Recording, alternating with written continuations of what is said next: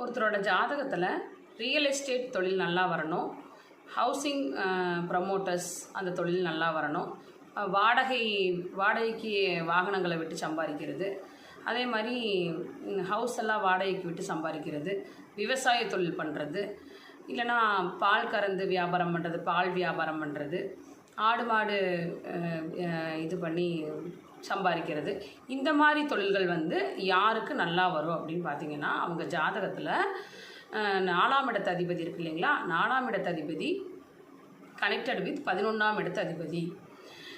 4ஆம் இடத்து அதிபதியும் 11ஆம் இடத்து அதிபதியும் ஒருத்தரை பார்த்துருக்கணும், இல்லைனா ஒன்றா இருக்கணும், இல்லை அப்படின்னா சார பரிவர்த்தனையாக இருக்கணும், இல்லைனா பரிவர்த்தனை யோகத்தில் இருக்கணும். இந்த மாதிரி இருக்கும்போது இவங்களுக்கு இந்த மாதிரியான தொழில்கள் ரொம்ப நல்லா வரும். முதல் பாயிண்ட்.